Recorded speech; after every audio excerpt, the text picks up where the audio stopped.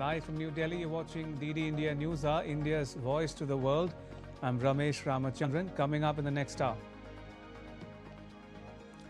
Saudi Arabia strikes Yemen's Mukalla port over weapons shipment for separatists as Gulf rift deepens. The US carries out its first land strike in Venezuela.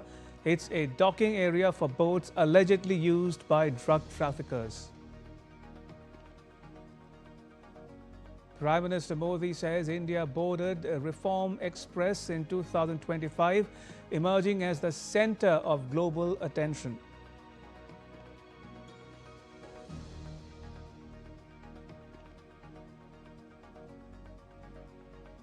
And India's next generation civilian helicopter nation.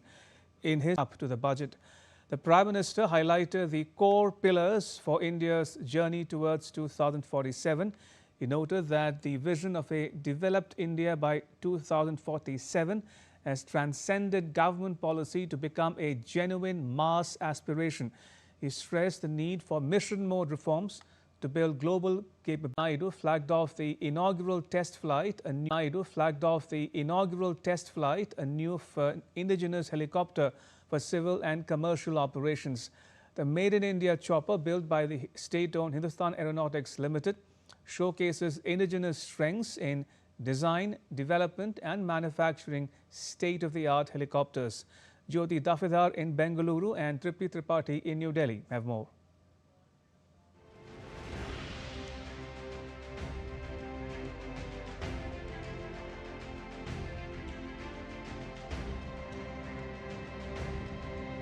Taking a historic leap in India's rotowing aviation sector, Civil Aviation Minister Ram Mohan Naidu inaugurated the Advanced Light Helicopter Next Generation, popularly known as Dhruv-NG. The Dhruv-NG is a 5.5-ton light twin engine needs of India's diverse and challenging terrain. The launch marks a major milestone for Hindustan Aeronautics Limited as it strengthens its presence in the civil aviation segment. It's a proud moment for us that Dhruv is a transformative step in India's capability to design, develop and manufacture a helicopter for commercial operations. Under the leadership of our Honorable Prime Minister Shri Narendra Modi ji, we have transitioned from import dependency to indigenous reliability. With the Dhruv-NG, we are proving that Made in India is not just a slogan, but it is a seal of global quality. The civil variant of the ALH Mark III Dhruv-NG is powered by indigenous Shakti engines and features a modern civil certified glass cockpit. Positioned as a cost-effective and high-performance alternative to imported helicopters, it comes with HAL's one-stop solution covering manufacturing, maintenance and upgrades. From the vision that our Honorable Prime Minister has created for this country of making aviation an inclusive sector, to make it reach to the most commonest man in the country. His vision was that civil aviation should no longer be for the elite or the luxurious or a certain sector of the people. It has to be available for all people in the country. And through that, in the last 11 years, we have created multiple infrastructure, we have advanced our technologies, we have done various activities around civil aviation, and we have seen India become the third largest domestic aviation market in the world. Safety and reliability have been designed. The helicopter can accommodate 9 to 14 passengers with a maximum cruise speed of 250 km per hour. Its versatility makes it ideal for emergency medical services, offshore operations, search and rescue missions, disaster relief and connectivity to remote regions under schemes like UDAN. With Dhruv Next Generation, we are firmly strengthening HAL's presence in the civil aviation sector. We are moving from the battlefield to the life-saving field, from combat missions to emergency medical services, disaster relief and regional connectivity, and establishing India as a self-reliant powerhouse for both aircraft manufacturing and maintenance. In the last decade, India's skies have grown busier than ever. The number of airports increased from 74 to 164 in 2025. The domestic passenger traffic continues to rise at double-digit rates, and India is now the world's third largest domestic aviation market. By 2040, the passenger traffic is expected to grow sixfold to around 1.1 billion. With the launch of Dhruv-NG, India is set not only to meet domestic needs but also to compete confidently. The civil market. To answer your question, it is at present, I believe, 65% indigenous, likely to go up to 80% in the next 10 years. This is what the media is reporting. The point is that the engines, for example, is the Shakti engine, Mark III, which is civil certified now with the help of Safran, a French company. That's where it started. Then the NCA started, the NCA program started in the 80s, and so did the ALH program, that is the Dhruv program. I was associated with the Dhruv program in 1988 when I was at the Aircraft Systems and Testing Establishment. I have seen it from the drawing board stage onwards. Dhruv by itself has had its ups and downs, but the fact remains that it is the workhorse of all the three services. There have been problems which need to be looked into and which are being looked into, but I think a little more effort needs to be put in to get customer confidence into all the products that HAL manufactures, especially now that we are entering the civil aviation field, because no civil aviation company will buy a product which is not 100% safe or a good flight safety record. That's where HAL has to work, especially with respect to the military accidents that we have had on the ALH. So it's a very good step that has been taken, but now HAL needs to work. And if I may just add two more lines, Sure. which is that, when a civil agency or a civil company buys a product, aviation product, it requires product support on time and in the right quantity. So product support, spare support, and training support. That is something which I hope HAL develops in parallel. It cannot come later after certification. It has to be developed in parallel so that that becomes a good point when you start selling the aircraft. We should learn Indeed. from our problems that we had in Ecuador, and I'm sure that they are doing that. Indeed. About how you'd like to see HAL make more efforts, as it were, to come into its own. Now, there's a question that's agitating many a mind as we speak tonight, and that is, does HAL have it in it to compete in the aviation markets at home and abroad? Okay, the proof of the pudding is in the eating, and if I may add, at home. Sure. So, the more customers you get at home, the greater the numbers that are sold or rather bought by state governments. When VIPs start flying, that means that shows that the country which is making an aviation product has confidence in that project. Right. That adds to the selling value when you go abroad and try to sell your products. It's a very tough market out there because there are players who are established for more than, almost 80, 90 years. The French, the UK, the Brits, the Americans, and the Russians, of course. So to compete in that market, we may like to take small steps, the way China has done. I think we should learn from them. Go to markets which are smaller, build up a reputation of a good machine that you are selling and a good product and customer support that you are giving, and then the market will expand. It will take time. It may take 200 kgs of load. Not only at actually 200 kgs of load. Not only at actually 15,000, but actually at 18,000.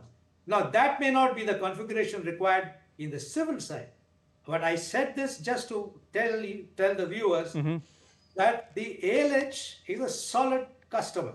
It has its problems, which any machine has, but that needs to be addressed in a very timely fashion. Even as we speak, the ALH of the Navy and the Coast Guards are still not flying because of an issue that you and I know. So the reputation has to be built up, and a company which is 80 years old, I think, should know and will know how to go about it. Indeed. Air Vice Marshal Manmohan Bahadur, pleasure as always to talk to you. Thank you for your time. Appreciate it. Thank you. And still to come on DD India Newshour. Russia says its negotiating stance on Ukraine will toughen after accusing Kyiv of attack. China fires missiles on second day of military drills. Taiwan calls it provocative and reckless. And Bangladesh's first woman Prime Minister, Khaleda Zia, dies at 80.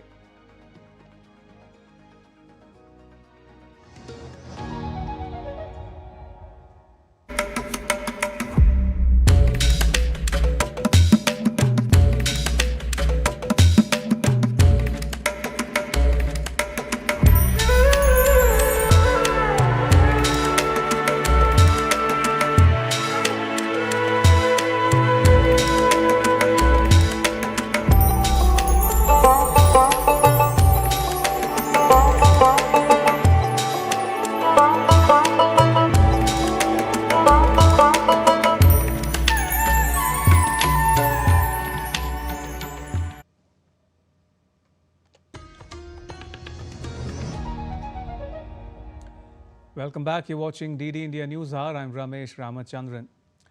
India has emerged as a global leader in artificial intelligence, ranking third worldwide in AI competitiveness.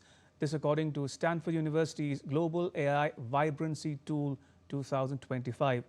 The government-backed India AI mission, with an approved outlay of 10,300 crore rupees, has onboarded 38,000 graphics processing units to boost national AI computing capacity. Key platforms such as AI Kosh, offering more than 5,500 data sets and 251 AI models, are accelerating AI adoption across governance, healthcare, agriculture, education, and public services. Initiatives including Centers of Excellence for AI, indigenous models such as Bharat Gen AI, language platform Bhashini, and expanded AI skilling programs are strengthening India's AI ecosystem. With a focus on inclusive, affordable, and responsible innovation, India is leveraging AI to improve everyday life and advance its long-term vision of becoming a developed nation by 2047.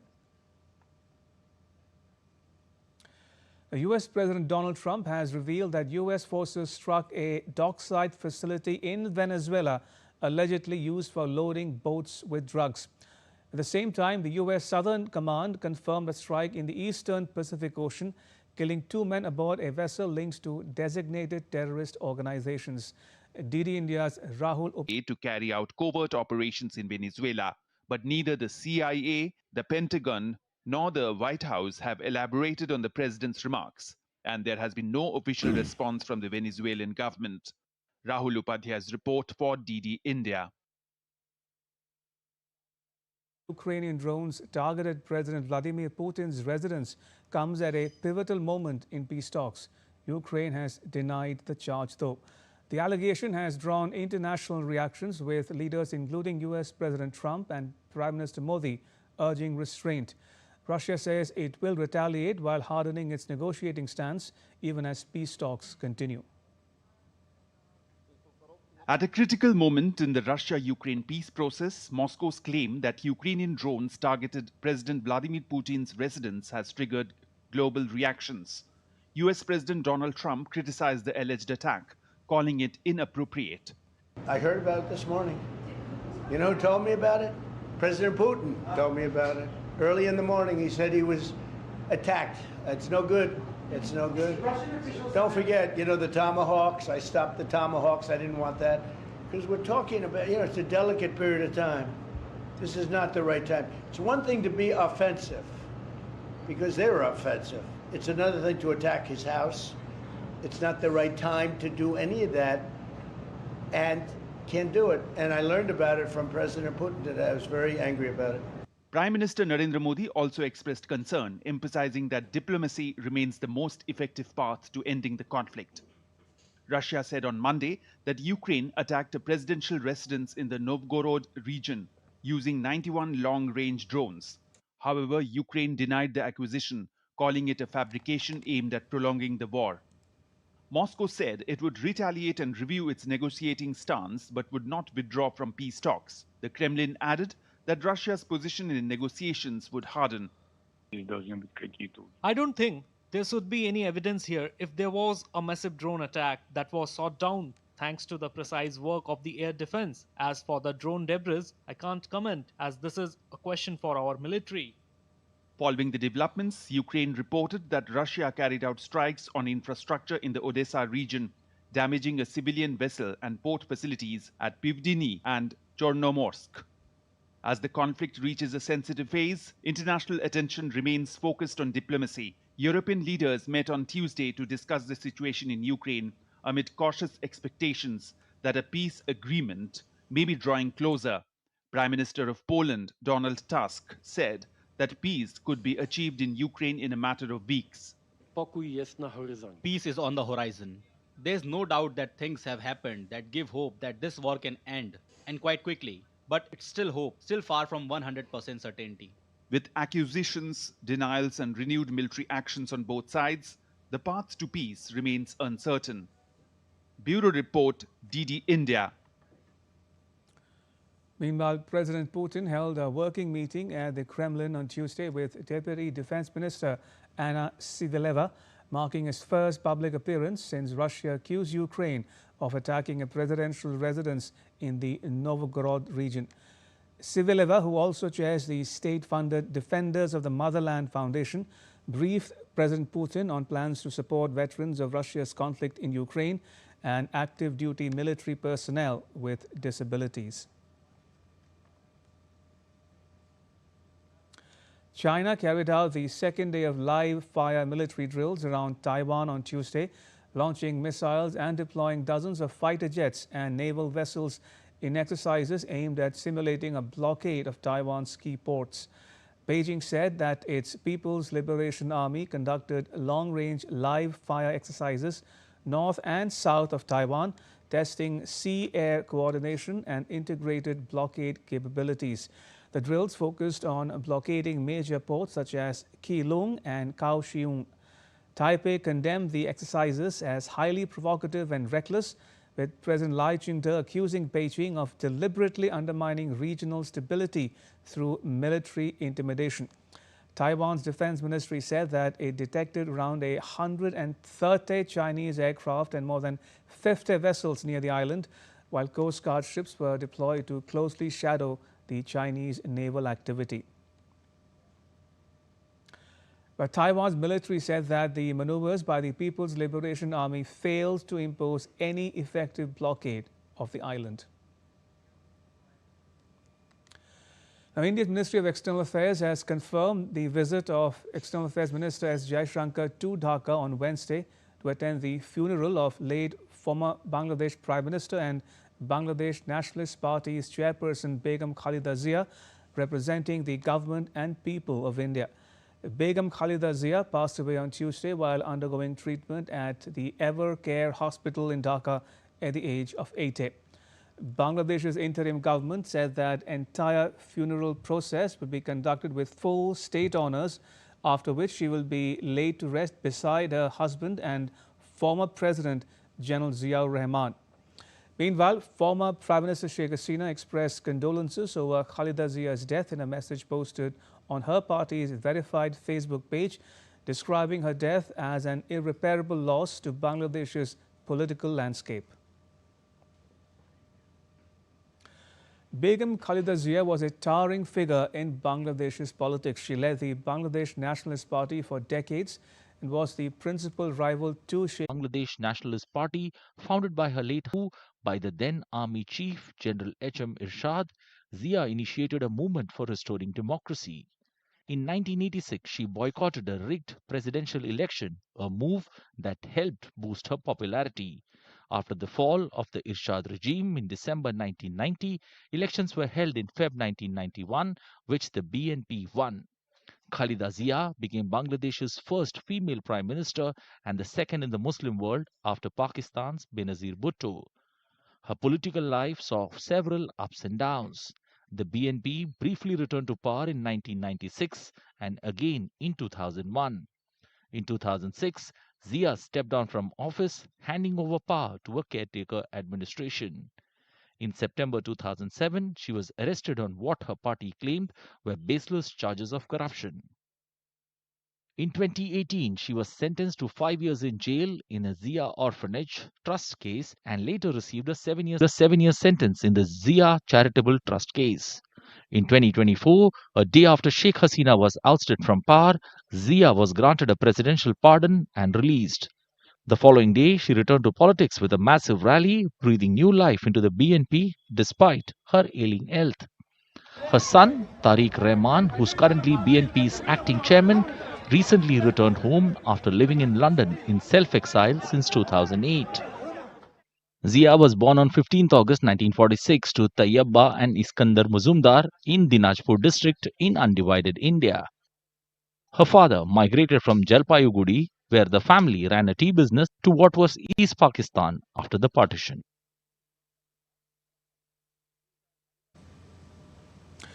In other news, Dubai is set to ring in 2026 with a grand New Year's Eve celebration marked by citywide festivities and spectacular visual displays. The celebrations coincide with the 31st edition of the Dubai Shopping Festival, which is transforming the emirate into a winter hub of shopping, entertainment and live performances. Seasonal attractions such as Winter City are drawing families and tourists with snow-themed installations. Meanwhile, choreographed drone shows and large-scale fireworks will light up the skies across multiple locations. A highlight on the 31st will be the iconic countdown at the Burj Khalifa, where fireworks, lasers and fountain shows will come together in what organizers describe as the brightest show on earth, underscoring Dubai's status as a global destination for New Year celebrations. And still to come on DD India Newshour. An expert take on Yemen developments as Saudi Arabia bombs a port there amid rising tensions with UAE-aligned separatist groups.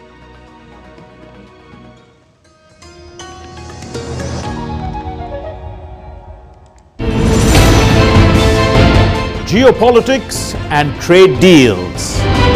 Economic challenges amid development. Hard work and the path to prosperity. It's the economy, always. Between walkers, money is what money does and says. Supply creates its own demand. Between the bulls pulls and bears tears. When supply chains globalization and India rises to the podium. We'll get you centered with the Economic Brief at 8 p.m. every Thursday on DD India.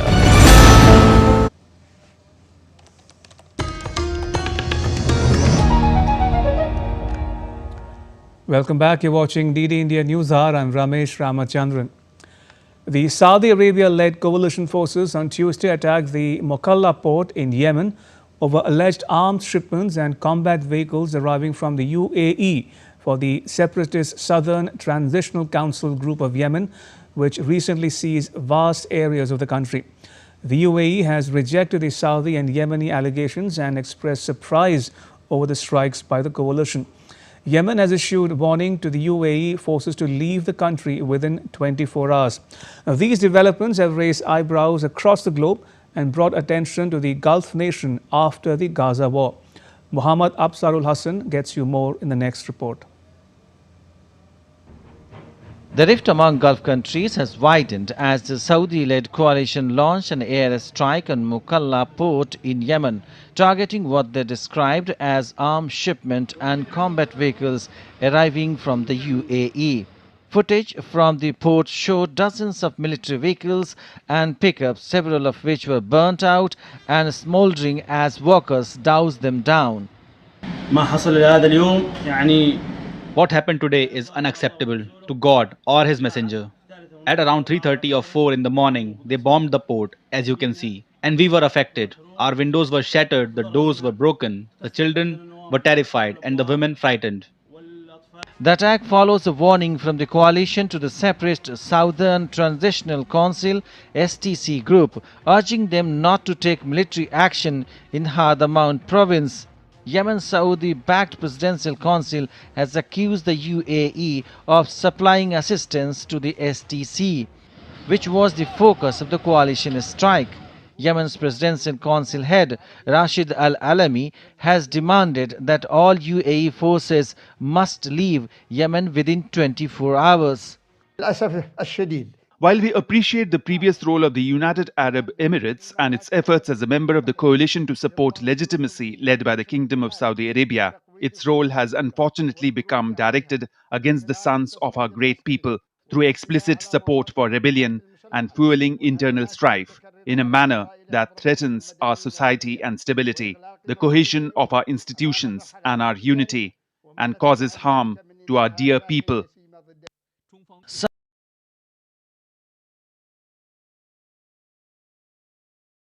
Saudi Arabia has emphasized that its national security is a red line that it will defend at any cost. The Saudi Ministry of Foreign Affairs released a statement urging the UAE to take the necessary steps to preserve relations between the two nations.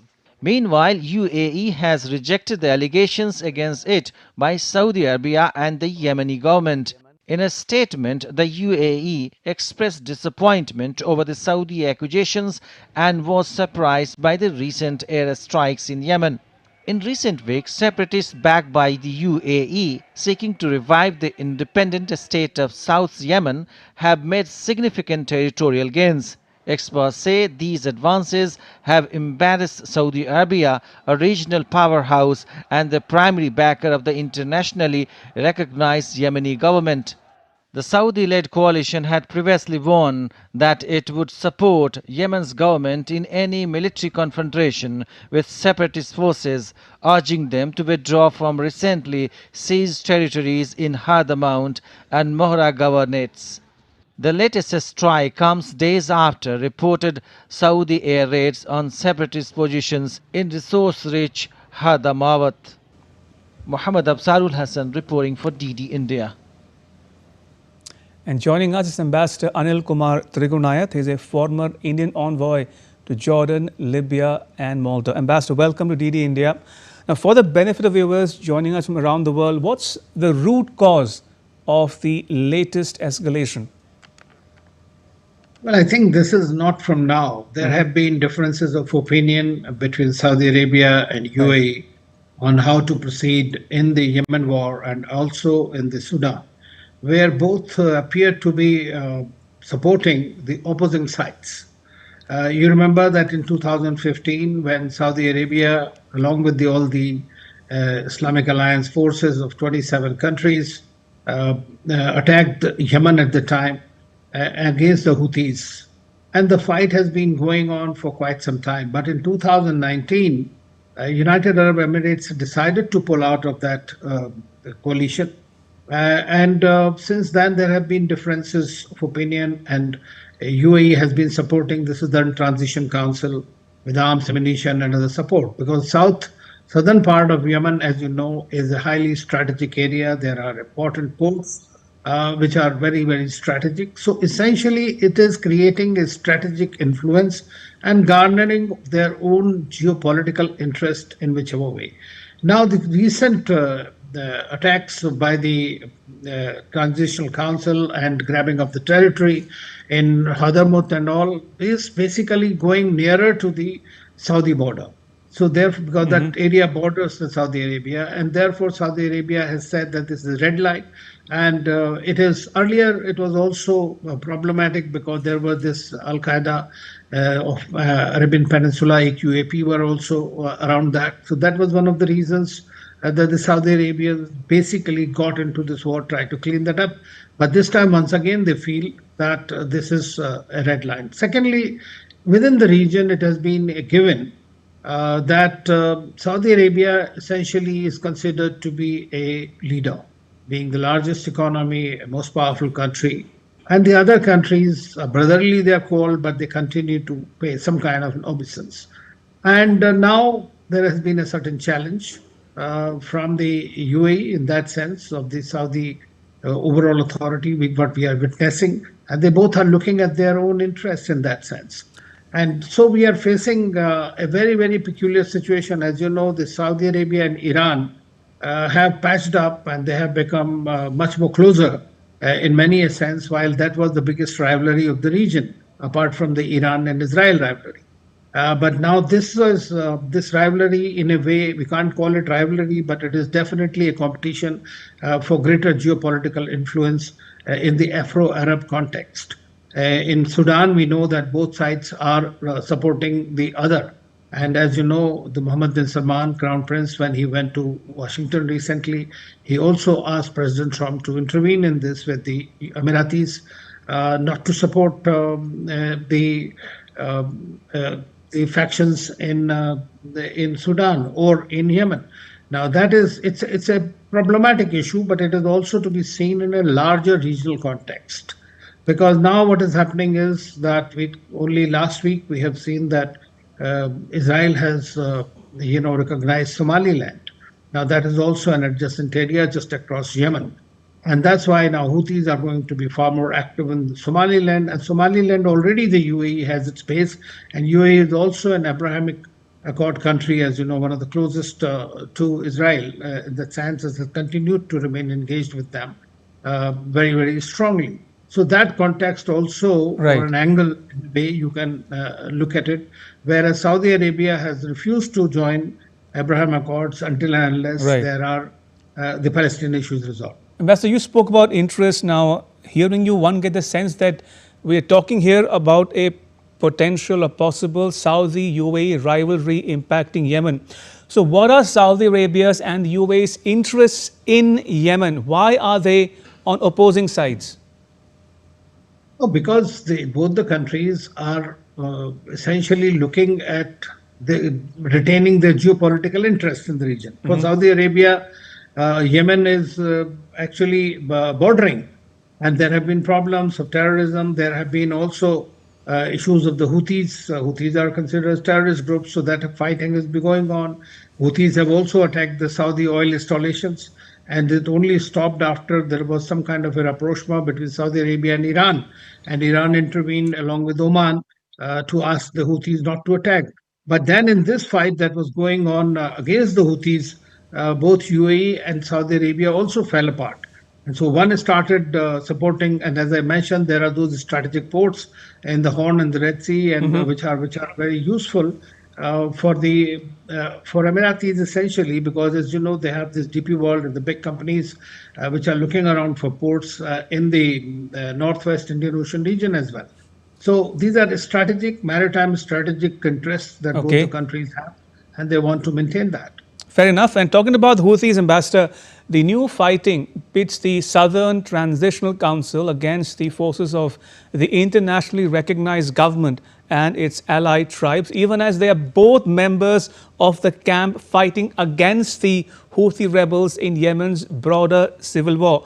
So am I correct in saying that this only strengthens the hands of the Iran-backed Houthis? Well, Houthis have been very strong. I mean, of all the 4H that Iran has the proxies as, the Houthis have continued to survive and given quite a run to even the Americans and everybody else, and hit Israel, like in fact Israeli airports also.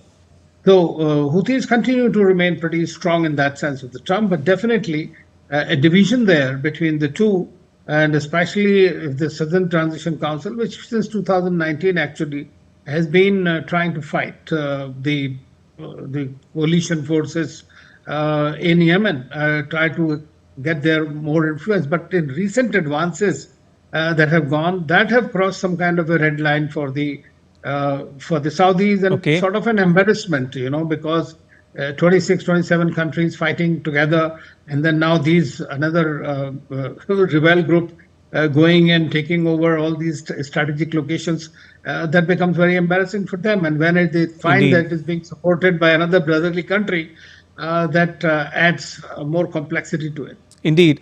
Two quick questions, Ambassador, before we wrap up our discussion. One about the US and the other about India. Now, US President Trump claims to have ended 8 wars. He's working to end a 9th, between Ukraine and Russia. But why has he not shown any hurry to end the Yemen war, number one? And number two, talking about India, what are India's stakes in the region really? Actually, in Yemen war, he has bought peace with the Houthis, if you remember. I mean, they came initially to attack, and then the Houthis counterattacked, and eventually some kind of a peace was bought with the Houthis by the Americans and the British combined, because they couldn't do much to them. So, resolving that war is very difficult because the Houthis are not listening to anyone apart from Iran to a great extent. But Iranians say that we don't control them. But as far as Saudi Arabia is concerned, I think the Houthis were tamed a little bit as far as Saudi Arabia's interests are concerned. So they're not doing that there. But at the same time, the Americans know that they can't do anything about it because they have the American, US, Iran equation also in the picture. And you know that they bombed Iran, and today, till and unless the Iran and US start talking, you can't see an end to the Houthi, actions that are being taken. All right, we leave it there for now. Ambassador Trigunai, thank you for joining us and sharing your perspectives with our viewers at home and abroad. Thank you for your time. Thank you. Much appreciated. Right, still to come on DD India Newshour. A State Bank of India report lists the benefits of the Viksit Bharat Guarantee for Rozgar and Ajivika Mission Grameen. And Team DD India looks back at a year that blended faith, courage, and progress.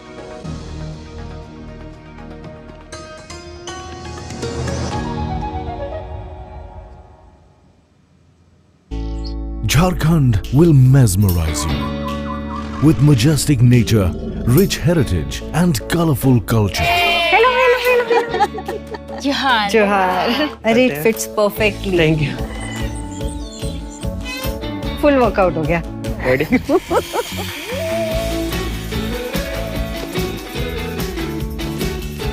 Postcards from Jharkhand on National Geographic.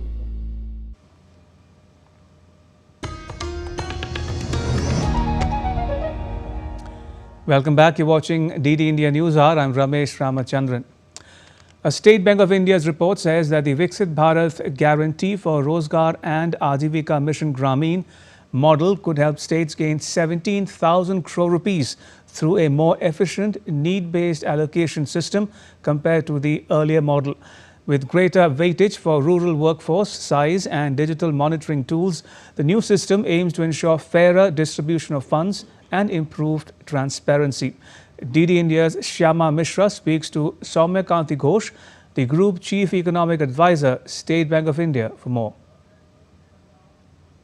The State Bank of India has come up with a report on VBG Ramji, calling it as a stepping stone towards responsible and agile Gram Swaraj. We have Soumya Kanti Ghosh, who is the Group Chief Economic Advisor at State Bank of India and also the member of 16th Finance Commission and also the member of Prime Minister Economic Advisory Council.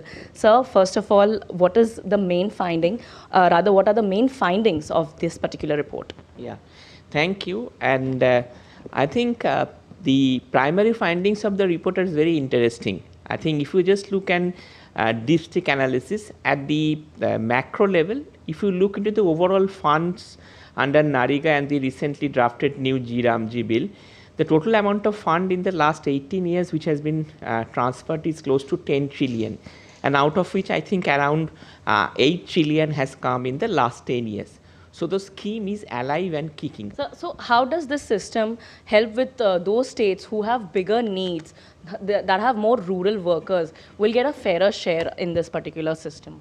Yes. So I think again that's a very important point. So that's why we are going to, that's why it's a principle-based accounting system, basically a normative-based where equity and efficiency both will be taken into consideration. So for example, if you have a number of gram panchayats, higher number of gram panchayats in a state like Uttar Pradesh, obviously that will be protected. If you have a higher percentage of rural population, that will be protected. But at the same point of time, if that particular state which has a higher number of gram panchayats or lower number of gram panchayats does well, say in terms of an efficiency criteria like more increasing women's participation or number of households who are working under the scheme increasing over the years, that will also be rewarded. With the new measures, with digital monitoring and biometric attendance and everything, how will this move towards more transparency and improved structure? No, I think if you look into the picture, if you look at the data today, close to 98% of the funds are distributed, are credited to the beneficiary account within 15 days. So I think that's a tremendous achievement. The second thing, another important thing is that, you know, there are around 262,000 gram panchayats in the country. There is a data which shows that how many gram panchayats in the country actually does zero expenditure.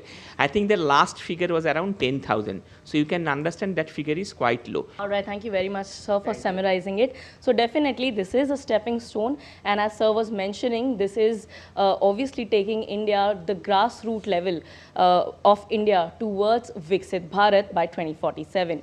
With camera person Kapil Maske, this is Shama Mishra for DD India, Mumbai. As 2025 comes to an end, Team DD India looks back at a year that blended faith, courage and progress. From a spiritual search at Prayagraj to decisive moments in Paris and Tianjin, our team of correspondents brought every story with truth and clarity. This special report by Sujata Lochap captures a year when headlines turned into history. Take a look. During the Kumbh Mela, tell us first of all, how was International Space Station? Another eventful year draws to a close. From spiritual confluence at Prayagraj to the strategic corridors of Paris and Tianjin, 2025 will be remembered as a year when moments turned into history. Through every headline, DD India stayed true to its mission: authentic, verified and deeply human storytelling. India is just great. I mean, we came to Kumbh Mela. It was very organized till the point we had to take the bath. The year began at Triveni Sangam, where over 66 crore devotees gathered for Mahakumbh, nearly twice the population of the United States. Faith for the For 45 sacred days, faith flowed through Ganga, Yamuna and Saraswati as we brought the viewers every face and every story from the river of devotion.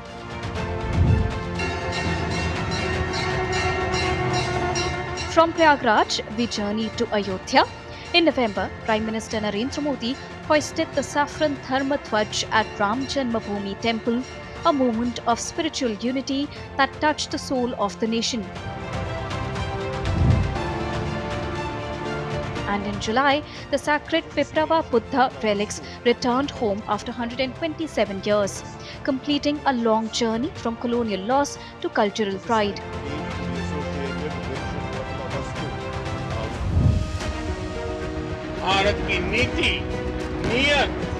But 2025 also tested our collective strength. On April the 22nd, terror struck Pahalgam, taking 26 innocent lives. The nation stood as one with resolve, sorrow and defiance. Soon after, Operation Sindoor struck deep into terror networks across Pakistan, and Pakistan occupied Jammu and Kashmir. Our defense correspondents chronicled India's firm and precise response, a story of courage and clarity. India's Aircraft Accident Investigation Bureau. June brought heartbreak again with Air India flight AI 171 crashing in Ahmedabad. 241 lives were lost. Amid grief and confusion, our reports stood for truth and respect, focusing on facts, not fear. Everything happened in my eye. It was journalism with empathy when the nation needed compassion more than noise. Prime Minister Modi in French. On the global stage, India's leadership shone with the Horizon 2047 roadmap. From Paris, where Prime Minister Narendra Modi and President Macron co-chaired the AI Action Summit, to Tianjin for the 25th SCO Summit, DD India was there, capturing the strategic depth and the vision of confident India. The year ended with the 23rd India-Russia Summit, where President Putin's visit marked a forward shift from defense to future energy and agriculture partnerships.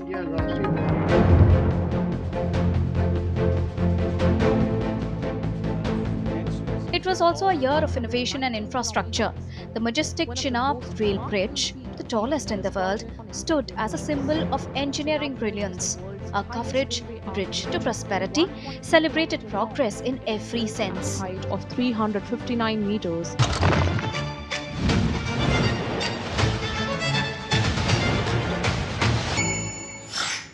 At the India Mobile Congress, we explored 5G, 6G and India's digital expansion.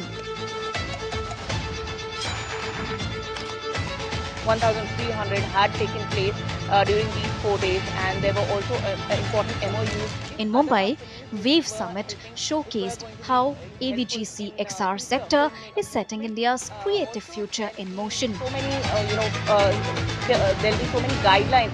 And as always, the nation tuned into Doordarshan for moments that unite India. From the Republic Day parade at Kartavya Path to Prime Minister's address on Independence Day, outlining his vision for Developed India 2047. The 6th edition of Khelo India Youth Games. Our eyes were also on the youth. From Khelo India Youth Games in Bihar to local fields across the country, we captured grit, dreams and the power of sport.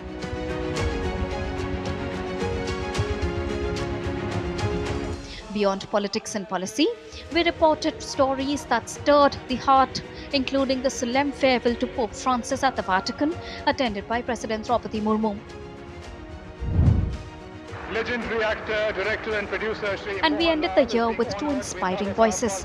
Cinema legend Mohanlal reflecting on storytelling's timeless evolution, and Group Captain Shubhanshu Shukla, India's first ISS astronaut, whose journey reminded us that for India, even the sky is not the limit. One man heading to space. That's 2025. Faith, fight, flight and forever forward. DD India doesn't chase noise, we deliver what is real. Thank you for trusting us this year. From all of us here at DD India, thank you for watching and have a purposeful and peaceful New Year. Sujata Lochar for DD India.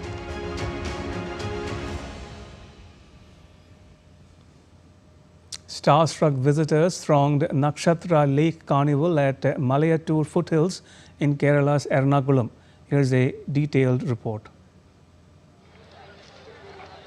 The stars are the stars here.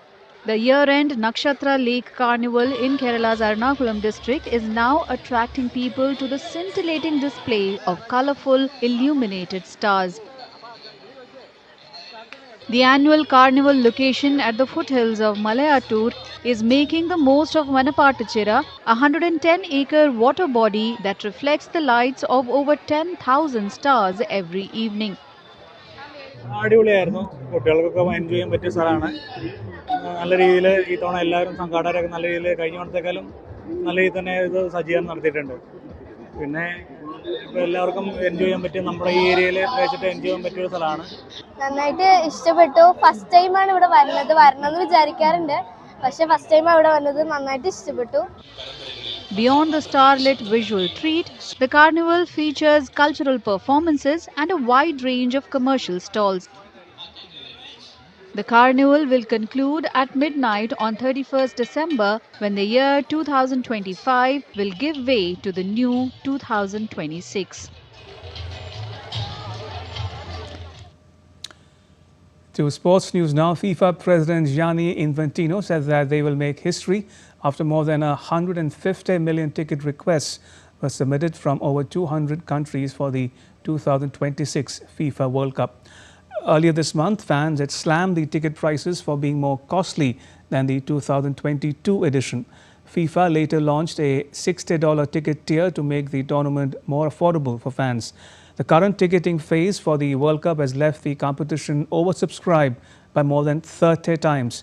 The FIFA president defended the ticket prices, citing heavy demands and the revenue it generates for the sport around the world. The FIFA World Cup is set to kick off on 11th June with Mexico facing South Africa in Group A. Australian cricket legend Donald Bradman's baggy green test cap is set to go under the hammer in January. One of Bradman's caps will be auctioned at Lloyd's Auctions, with bidding starting at $1 and closing on 26th of January. The great cricketer gifted one of his test caps to a fellow cricketer, and since then it has remained with the family for more than 70 years.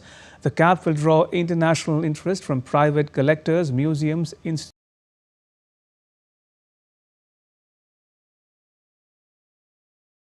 and fans.